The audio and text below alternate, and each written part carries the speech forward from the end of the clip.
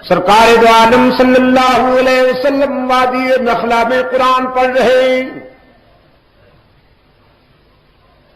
میرے عزیز دوستو، رب العالمین نے فرمایا ہم نے اس جماعت کو ادھر بھیج دیا جو یہودیوں سے توریت سن کر مطمئن نہ ہوئے، عیسائیوں سے انجیل سن کر مطمئن نہ ہوئے۔ حق تعالیٰ نے فرمایا ذرا وادی نخلا میں آ کر میرے محبوب کی زبان سے قرآن بھی سن لو، شاید یہاں تمہیں اطمینان ہو جائے۔ قرآن تو پھر قرآن ہے، دلوں میں اترتا ہے کہ نہیں؟ کیوں پپلا کے بے زبان ہو؟ قرآن دلوں میں اترتا ہے کہ نہیں؟ بڑی مشکل سے جواب دیا، اترتا ہے۔ جی چاہتا نہیں تھا جواب دینے کو آپ کا، تمہارے بھی صدقے جاؤں۔ ہاں، یہ جماعت آئی ہے وادی نخلا میں، رحمت عالم صلی اللہ علیہ وسلم قرآن کے سمندر میں غواصی فرما رہے ہیں۔ واللہ الذی لا الہ الا ہو عالم الغیب والشہادۃ هو الرحمن الرحیم۔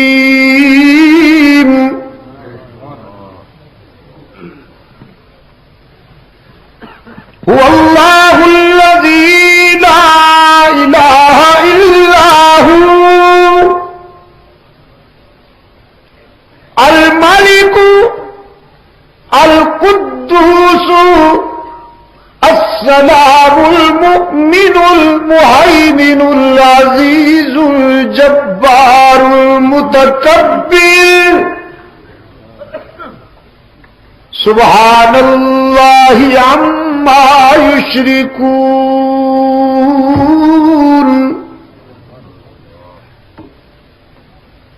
اس جماعت نے جب حضور کی زبان سے اللہ کا قرآن سنا تو کہنے لگے انا سمعنا قرآنا عجبا یہدی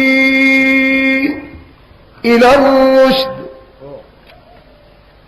عجیب قرآن سنا ہم نے،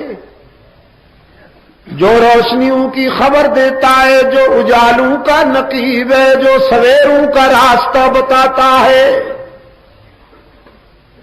فآمنا بھی، بس ہم تو اب اسی کے ہو گئے۔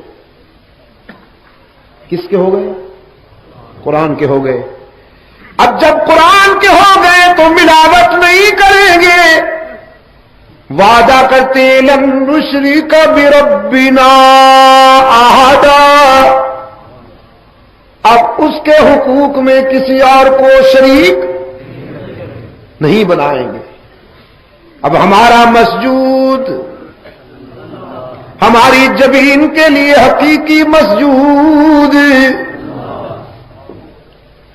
کہتے جاؤ نا، رات کا اب بڑا نازک حصہ شروع ہے، اللہ کی رحمت اس وقت خاص انداز میں متوجہ ہوتی ہے فرش والوں کی طرف، تو آج درد دل سے اس کا نام لے لو۔ ہماری جبین کے لیے حقیقی مسجود، ہر جگہ ہر وقت موجود۔ آپ اللہ کہہ رہے ہیں، اور میرا خیال یہ کہ اللہ ہی ہر جگہ ہر وقت موجود، اللہ ہی، کیونکہ بعض بیماروں کا خیال ہے اللہ بھی۔ پپلا والو، اب یہ ضروری ہو گیا ہے کہ آپ حسر کی ضربیں لگاتے ہوئے کہیں اللہ ہی پہ زور دیجیے، تاکہ بیماروں کو شفائے کاملہ نصیب ہو جائے۔ انسانی جبین کے لیے حقیقی مسجود، ہر وقت ہر جگہ موجود، علام الغیوب، جو ہو چکا، جو ہو رہا ہے، جو ہوگا، کون جانتا ہے؟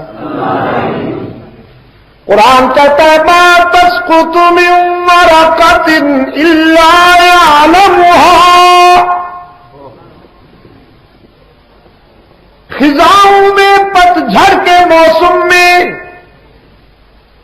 ساری کائنات کے درختوں سے گرنے والا کوئی پتا ایسا نہیں جس کا علم اسے نہ ہو۔ مزہ تو آیا نا؟ وَلَا حَبَّةٍ فِي ظُلُمَاتِ الْأَرْضِ، زمین سے اگنے والا کوئی دانا، کوئی بیج ایسا نہیں جس کا علم اسے نہ ہو۔ وَلَا رَطْبٍ وَلَا يَابِسٍ، جو کچھ کے خشکی میں ہے تر میں، جو کچھ کے بحر میں ہے بر میں، جو کچھ کے دریاؤں میں ہے صحراؤں میں،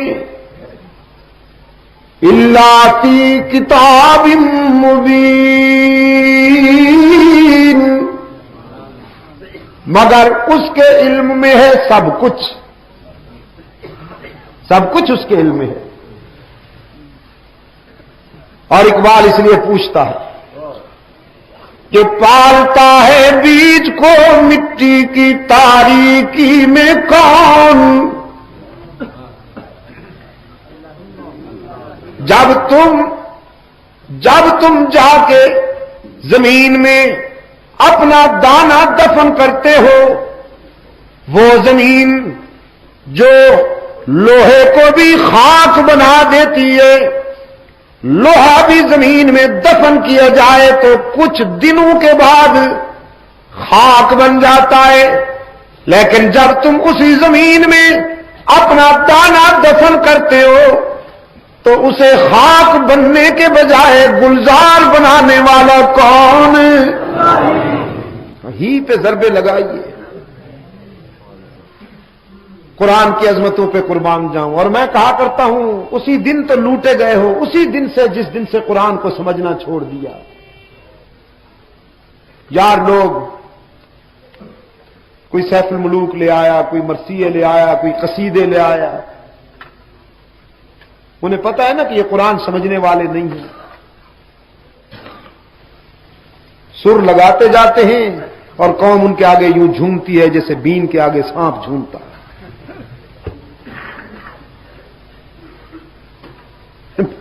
اللہ معاف فرمائے، توبہ۔ قرآن پاک نے یاد دہانی کرائی وَإِنَّ لَكُمْ فِي الْأَنْعَامِ لَعِبْرَةً نُسْقِيكُم مِّمَّا فِي بُطُونِهِ مِن بَيْنِ فَرْثٍ وَدَمٍ لَبَنًا خالصا سائغا للشاربین۔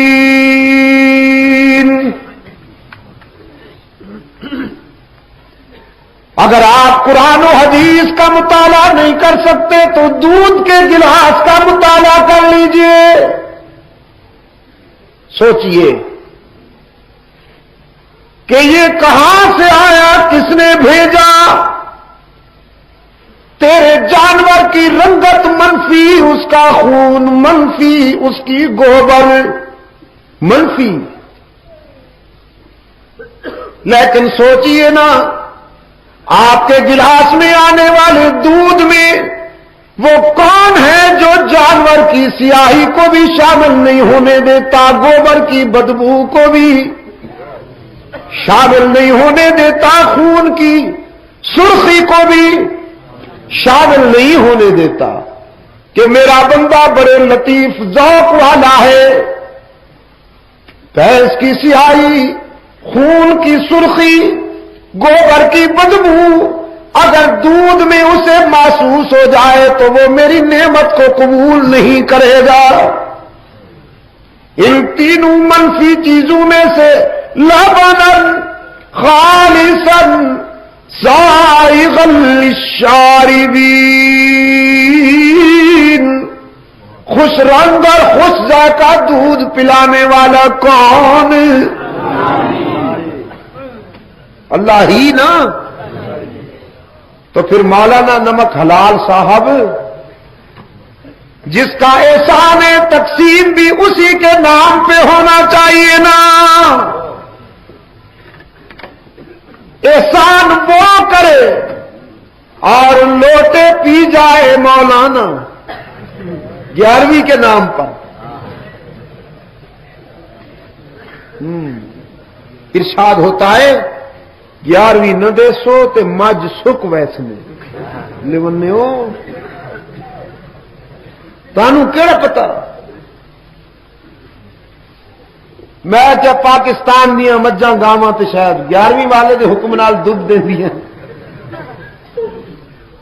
یورپ وچ میں دیکھیا مجھاں تے اوتھے ہوندیاں نہیں, خاص نسل دیاں گاواں ہوندیاں نے. ہن ایتھے پاکستان وچ او آ رہیاں نے, قطار لا کے کھڑیاں کر دیندے نے او گاواں نو, پھر پلاسٹک دیاں ٹوٹیاں انہاں دے تھڑاں نال لا کے ادھر بٹن دبا دین. ایک ایک گاں 15-15 20 سیر دودھ دے دیندی ہے. میں اتنے دوستاں وہ مینو لے گئے فارم اتنے جا کے انہوں نے دکھایا. میں پھر اپنے دوستوں نے آخیا پتہ نہیں یہ انگریز کے بھی 11ویں تقسیم کر دینی, انہوں دیا گاواں سے بڑیاں دودھ دینی. کیدا احسان ہے بولو نا. پالتا ہے بیج کو مٹی کی تاریکی میں کون دریاؤں کی موجوں سے اٹھاتا ہے سحاب. جب زمینیں خشک ہو جائیں, جب فصل پژمردہ ہو جائیں, تو سمندر کی موجوں سے اٹھنے والی بھاپ کو منظم کر کے بادل بنانے والا کون ہے؟ اور پھر ہواؤں کو اشارہ ہوتا ہے کہ انہیں تھل لے جاؤ, وہاں پانی کی ضرورت ہے. میرا بندہ زمین بنائے ہوئے, کھیت سجائے ہوئے, اب آسمان کی طرف دیکھتا ہے خدا بندہ کرم کرنا, جو مجھ سے ہو سکتا تھا میں نے کر لیا, اب تیرے کرم کی ضرورت ہے. رب العالمین نے فرمایا لے جاؤ وہیں بادل لے جاؤ. اگرچہ اس نے کبھی میرا سجدہ نہیں کیا, اگرچہ یہ بے وفا ہو گیا ہے, لیکن میں اسے نہیں بھولا.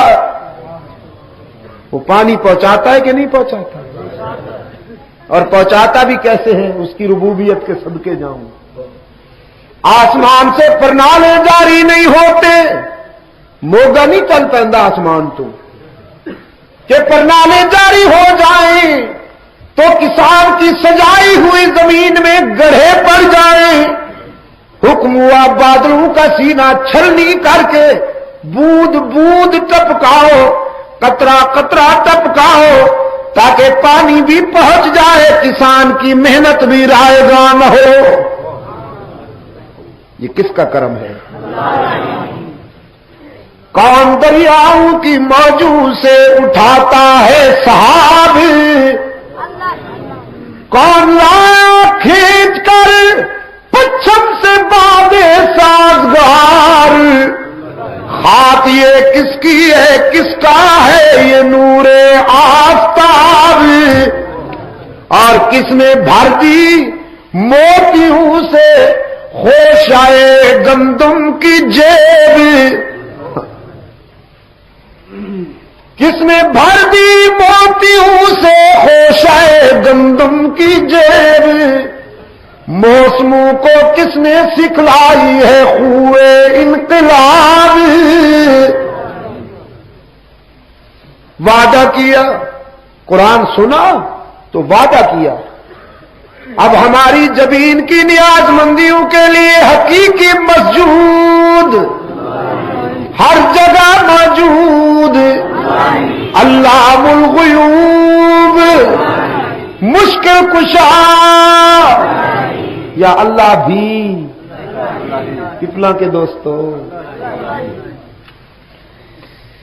میں تو کہا کرتا ہوں اپنے بیمار دوستوں سے, کبھی تنہائی میں اپنے دل سے پوچھ, ہاں کبھی کبھی اسے پڑھا کیجئے، اسے نہ اسے۔ کبھی کبھی اسے پڑھا کیجئے کہ دل سے بہتر کوئی کتاب نہیں۔ اپنے دل سے پوچھئے کبھی تنہائیوں میں کہ مشکل کشا کون ہے، تو آپ کا ضمیر جواب دے گا مشکل کشا وہی ہے جس پہ خود کبھی مشکل نہیں آئی۔